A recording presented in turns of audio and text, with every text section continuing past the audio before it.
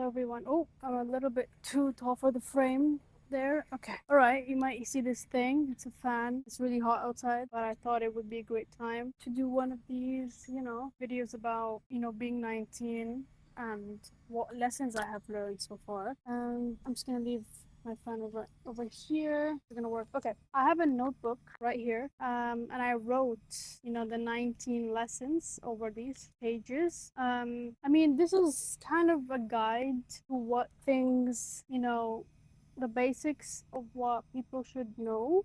It doesn't mean that if you didn't know these things that it's a bad thing and like you should feel bad about it. Like absolutely not. You should not feel bad about this. However, these are just the things that I have learned through my 19 years of living on this planet. So let's get right into it.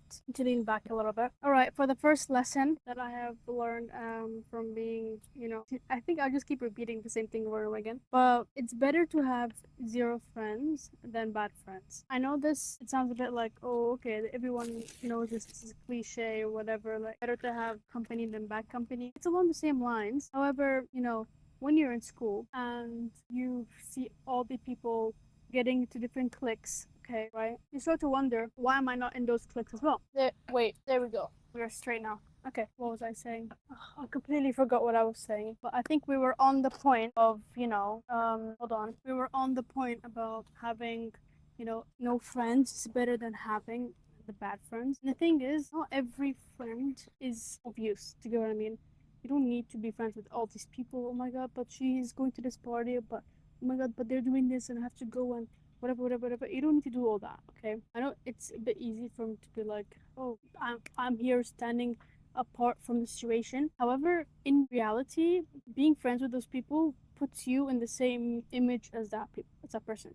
For example, let's say this person vapes and smokes and whatever, okay? And you're a person who doesn't agree with doing that, and you're a person who doesn't feel like this is something that you would want to be seen doing, right? Because like you just don't do it. So why would you want someone to think that you do it, right? And so you're friends with people who do that publicly and like, oh, whatever, we're vaping, whatever. People will just like it's just an example. People will see you as that person who does it. Do you get what I mean? Right. Next point.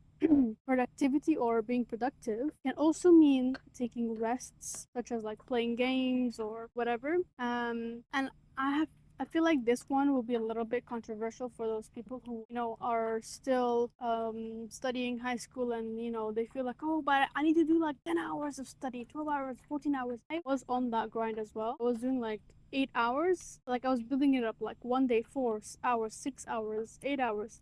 As soon as I hit the 8 hour mark, I was like, wow, I can do anything. And I can literally just do 14 hours. So one day, like literally, I think the day after the 8 hour thing, because I was just so proud of myself. I put one of those 14 hour study with me, and that was the most popular thing ever. Like I don't know, this was maybe when I was in year 8 or year 9. I don't remember, like 5 years ago, something like that. I would yeah, I would play it on my laptop, and like this woman would study with her what's it called, window, and it would show this beautiful scenery, like this, it's snowing and it's like Victorian, oh, the letter wrong, Victorian sort of like style of buildings. And I don't know if it was real. I don't want to be rude, like is it really real? Like people really do study 14 hours? Like that's crazy. But I failed, obviously. And what you learn from that is like you actually don't benefit from studying all those hours. You get what I mean? Like I don't want to keep yapping on every single point, but like you benefit more when you're taking more breaks. You actually are able to absorb the information when you are taking more of a break in between. So if you're sleeping, if you're napping, if you're playing a PlayStation, Xbox, whatever, laptop games, if you're going out to eat with your friends, all those things for like, recreational activities, good. It's literally the best thing you could do for yourself. Even literally just getting a very nice drink. For example, for me, my thing for studying used to be just can't study unless I have some ice drink, which is like a bit of a hocus pocus. But the thing is, do what you gotta do. Get yourself a nice drink. Get yourself something that gets you ready, the routine that you do. I don't drink coffee anymore. I don't like it, to be honest. It just doesn't like I it never tasted good. Like I never thought it would taste as good. I just had to use it as like if I'm drinking coffee, then that means like what's it called?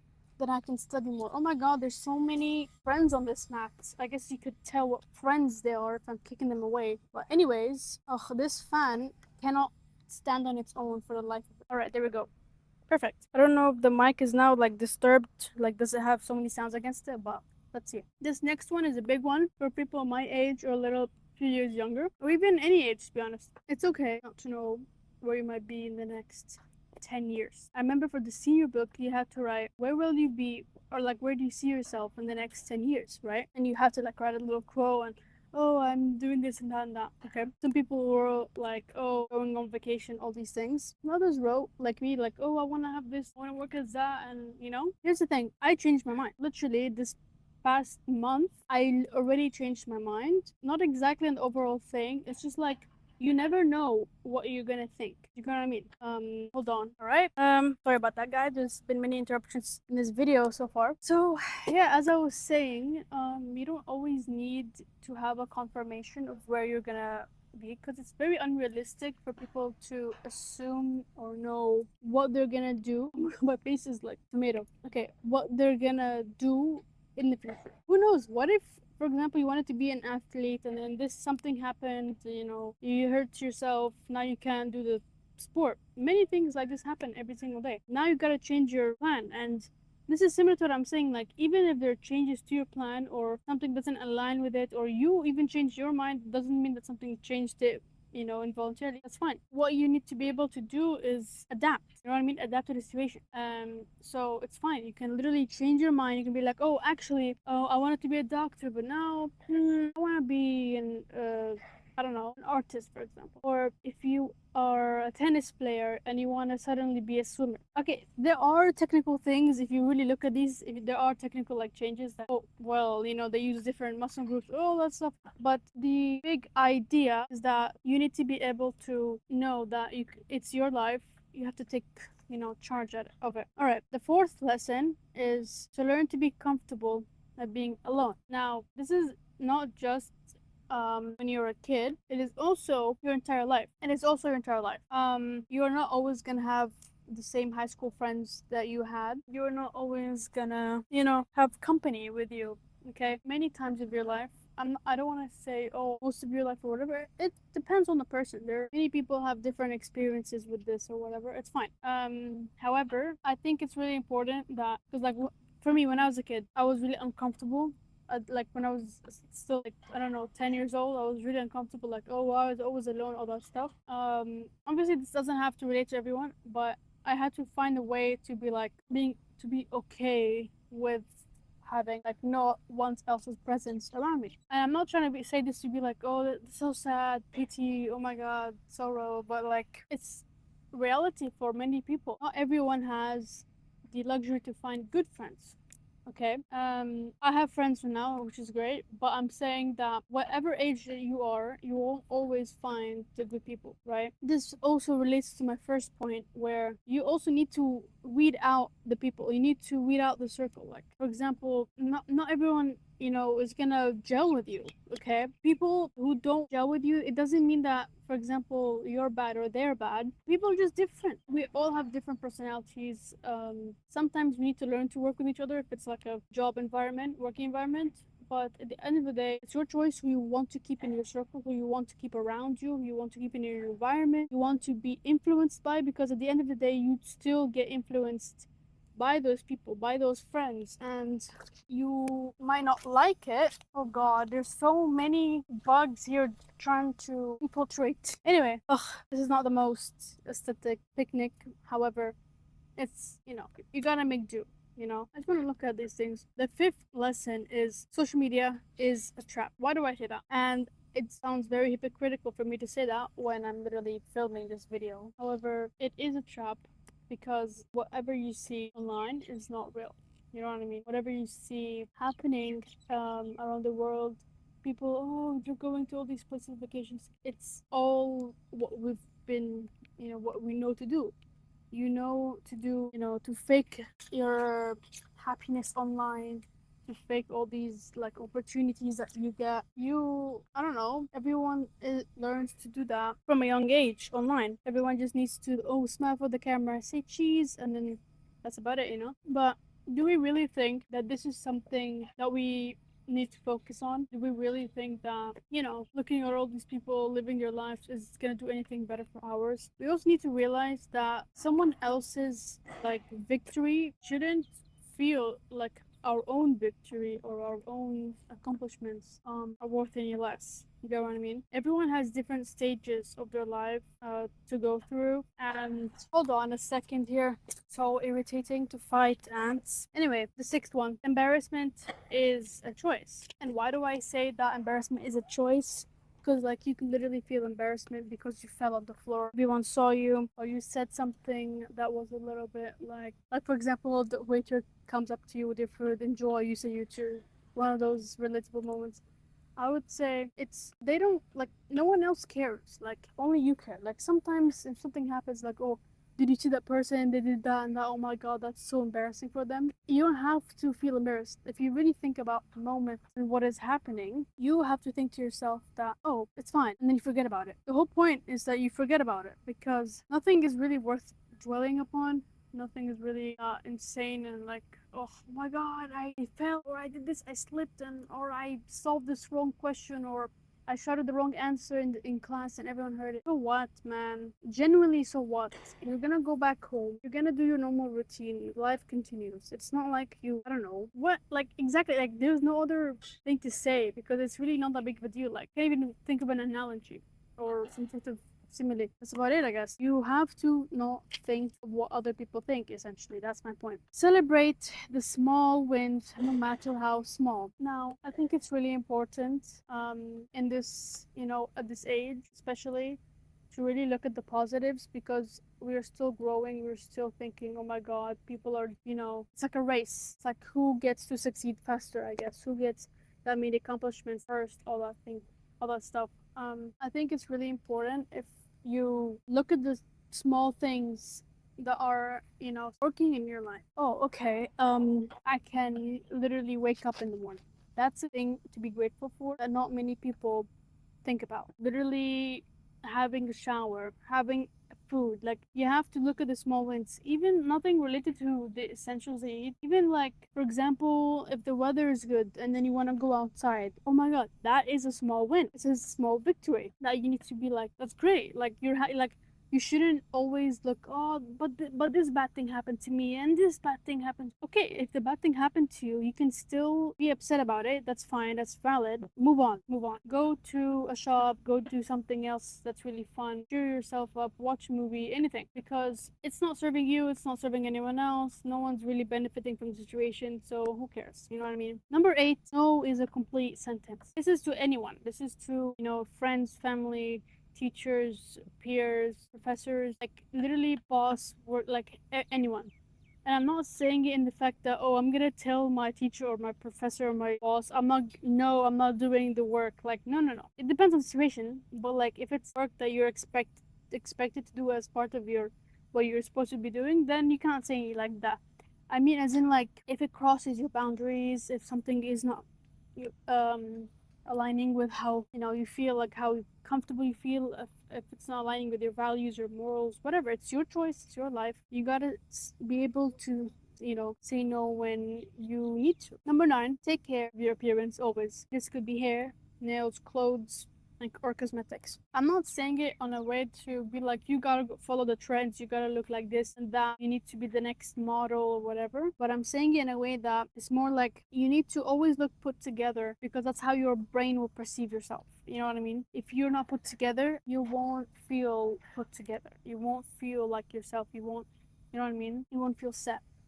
If you do your hair, even if it doesn't mean that, oh, I have to spend hours and all these whatever, like heat and no, just like look neat. And when I say like hair, nails and all that stuff, I'm not saying you have to get a specific nail or whatever. Like, you guys get me. Like, I'm not saying for any of these like, oh, you need to buy specific like clothes or specific hairstyle, or you know what I mean. But do what makes you think that you look good. You know what I mean? Like, if you think you look good, if you think you're confident, then there you go. That's the whole point. You know what I mean? And it'll also help you when you're meeting people. If you run into someone that if you run into a boss, you run into like friends, and you don't have this overwhelming like thought in your head, like, oh god, I wished that I got ready, I wish that I, spent more effort on my appearance or all that stuff. You'll just be able to feel happy and feel confident in your and how you look, and that's the end of it. All right, number 10. We're essentially halfway, I guess. Trying new things is worth the risk. This could literally be to anything, this could be absolutely just you going on a 20-minute brisk walk. That's something that you maybe not do that often, and then you do it. Any type of thing that you've been wanting to try but you've been too scared to try, it's worth it to just try it. And I'm not saying things that are really unrealistic, like, I mean, I don't want to be pessimistic, but if things are literally out of reach, like for example, if you just got hired but you want to be suddenly the CEO, like, do you get what I mean? Like things that are not naturally progressing, or like things that you can do in the moment. Do you get what I mean? Things like, progressing in a job, all those things, they take time, they take years and years and experience. That's something to do in your long term. In this case, I'm saying about in your short term, like, you wanna go hiking, do it, okay? You wanna start a new skill, do it. You wanna start a new hobby, do it. You wanna go make new friends, do it. Do you know what I mean? Anyway, forgetting those toxic people out of your life is easier than forgiving them first. I know this is kind of strange to say or to think about, because people say, oh, if you forgive them, and just move on. In my opinion, if there are people in your life, like in high school or middle school or college or anyone in your life that has wronged you, it's easier to just take them off your mind than to literally sit there and be like, fine, I let go of all the grudges, I let go of all, and I forgive them. Because it's not your responsibility to forgive someone. Like, people say, oh, it's better for your peace of mind, it's better for all that stuff. I don't think it matters, to be honest. I don't think that you need to literally have to forgive people, or like improve how you are with them or whatever. Unless you're disrespectful, like, no, just stop talking. Like, just forget the person. You get what I mean? Yeah, there's nothing else to add to it. All right, so going on to number 12, because I got interrupted, but I also have nothing else to add to the point, so we're just gonna keep going. Motivation doesn't always come, habits do. And this is a really important one, especially if you're still in high school or you're just starting high school or whatever. People talk a lot about, oh, you need to have a lot of motivation to do the work, to study. I feel like the more that you do something similar every single day, the easier it will become. You shouldn't wait for that one poof moment of motivation and suddenly now you're basically awakened. And do you know what I mean? Like, I know not everyone can build habits that quickly. Science does say it takes 3 weeks, but I think like up to 3 weeks. Everyone is different, but I think it's really important if you give some grace to yourself and say, okay, well, I'm not going to push myself too hard this time. Like, building a habit, like, you should gradually do it. Like, if your end goal is to study at least 2 hours every day, start with 20 minutes, go up to 40, 60, like that. Like, every week, change up the limit, I mean duration, and then slowly you won't need to rely on motivation, because motivation literally, it just comes and goes like this, like sparks, like, it doesn't actually push you in the journey, it just gets your mind thinking about it, and that's all it does, really. So yeah, I spent a lot of time being like, oh, how to get, like, I would just search how to get motivated, for study, all that stuff. It's really not worth it.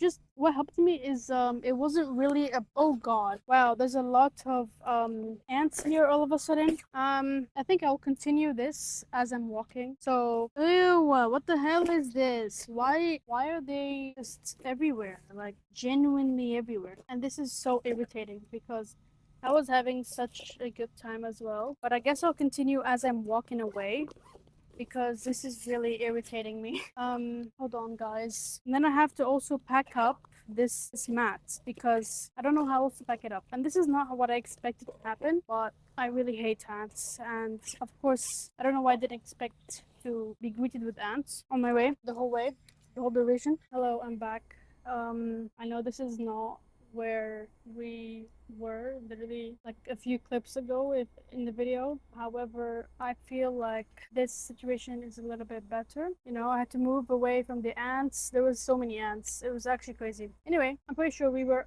on lesson number 13. Comparison is the thief of joy. And I know this is very cliche. Everyone says it. Everyone knows it. However, I don't think we really apply it in our day-to-day life. Do we really look at ourselves and think this is sufficient? No. And why is that?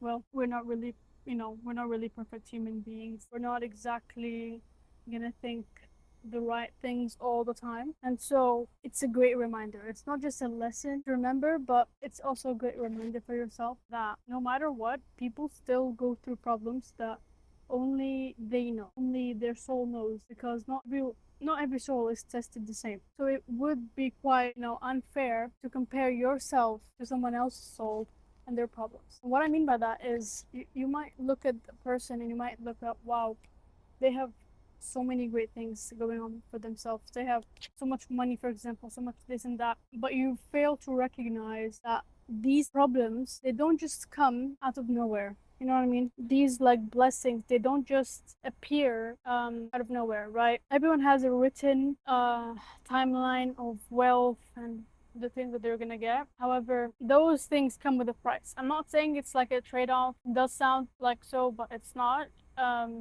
It's more like what you can handle, what your soul can bear, and that's just it. That is the reality of it. You're never gonna find someone who's completely sane, who's completely healthy and perfect and happy.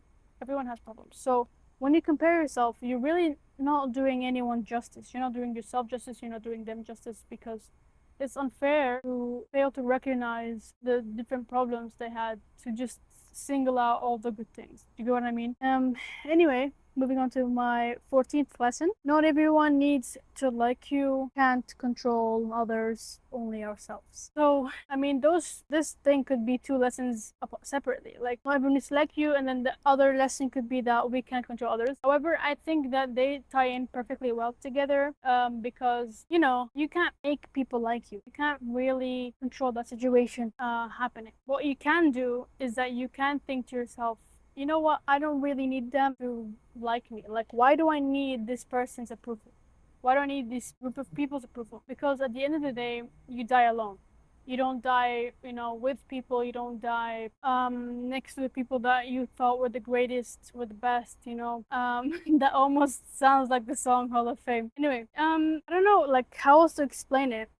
This also ties in with my other point. You need to be okay with people not being friends with you. You need to be okay with being alone, with being comfortable in your own silence, because still no one really cares about what you're doing.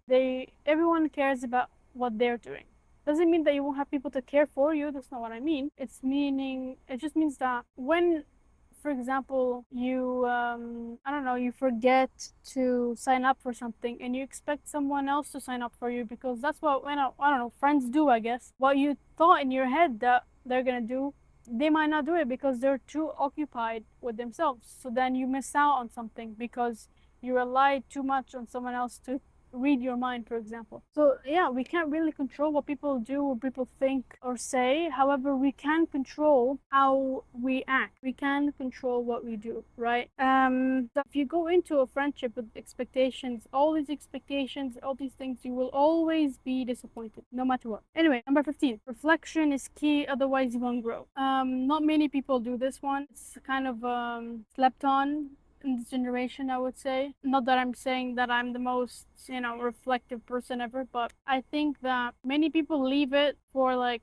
when they're older they'll do it. You know what I mean? However, I do think that you need to reflect when you're really young as well. Just like how when you were younger and teachers would, if you did something wrong in your class, teachers would literally tell you, why did you do this? What happened here? How did this make them feel? Blah blah blah, what can you do to improve, all these things. And what do these questions mean? It's for you to reflect. It's for you to think of what is happening, what's wrong, and how can you fix it, and what this means for yourself, what this means about you. Okay, because reflection is not just about the situation, what happened to other people, but it's also about you as a person. Why did you think of doing such action, for example? Or why did you say something like that? Or all these things that you might think of in any situation. It always matters why you did something. Okay. All right. 16. Healthy friendships feel easy, not draining. The light just went out for some reason. All right.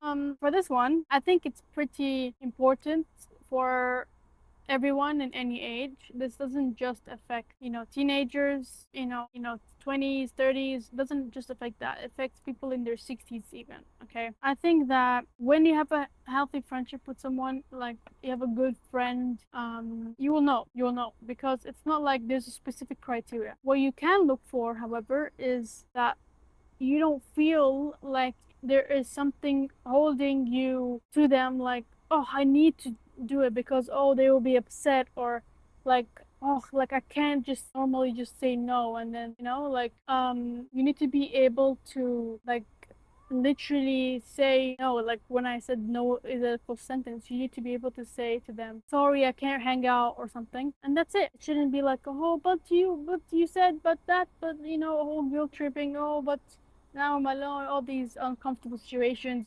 happening, and everyone's just gonna be like super uncomfortable, super sad. It's just gonna turn toxic real fast. Or like you need to like rely on that friend too much or whatever. I think that you'll find a healthy friendship when you find someone who's just like you. Whatever you're emitting, whatever you're showing, you'll attract what you are showing. If you're showing as a really kind person, really honest, friendly, socially intelligent, you will attract those types of people, usually.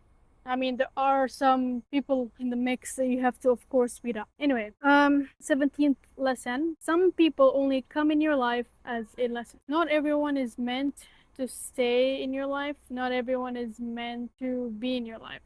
Okay, whoever has, suddenly gotten away from your life, gotten out of your life. Okay, someone is watching me from their window. This feels really weird. Anyway, whoever leaves your life, no matter what type of relationship it was, it was friendship, it was family, it was, working environment, it was whatever. If they left it, that means, of course, they left it for some reason, whatever.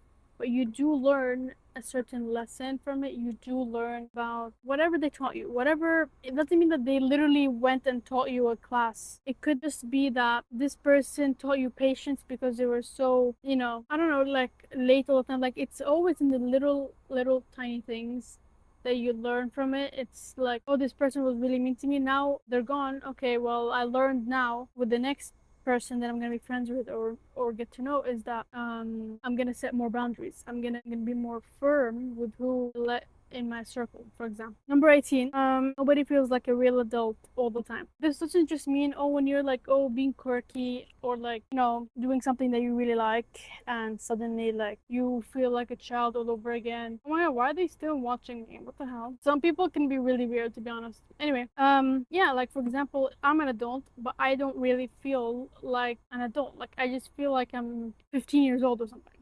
You know what I mean? Like I think no matter what age you are, you'll still feel like a certain like child or something, or like youthful. And I think that's really important to know about yourself, because the more you force yourself to be some sort of, adult, some sort of grown up all the time, the more that you don't really get to know yourself, the more that you don't really feel confident in your own skin. Okay, and it feels like it's not that big of a deal or not that serious, but I feel like you should know everyone is pretending. Everyone is pretending. No one really feels like, oh yeah, I'm this big old thing and I'm this serious and I'm all that. But yeah, right. My last lesson, the 19th lesson. Don't fall for peer pressure. And peer pressure nowadays, it doesn't look like how they put it in movies. For example, like when they say, oh yeah, come on, dude, you gotta drink with us, or come on, bro, we gotta go to this party, or like, you know what I mean, in those movies where they try to show what they think that high school teenagers should act like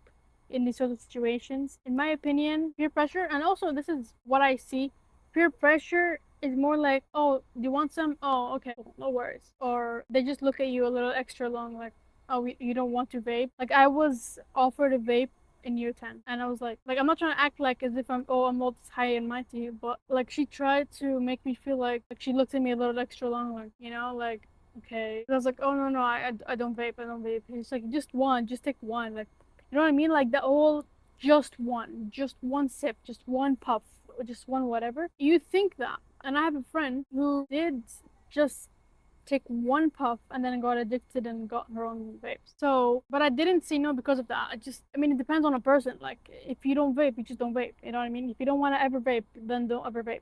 It's better that way. It's not like you are able to control if your brain just suddenly decides, yep, I'm addicted to this. Because addictions can literally be anything. Like, I'm addicted to Coca-Cola. And that's not a good thing. Like, it might seem harmless. Oh, it's just a drink. It's whatever. But that's really not a good thing, because at the end of the day, it's sugar. Too much of anything is bad. Literally, too much of anything is bad. Even if it's a carrot, it's eggs, it's protein, it's healthy foods. Even if you're quitting something, like for example, too much of not eating something, too much of not eating sugars is not really good for you. Especially if you really liked it, it will make you really like really negative. Like, you have negative feelings, like you just like, I get that you get used to it. However, your physical health is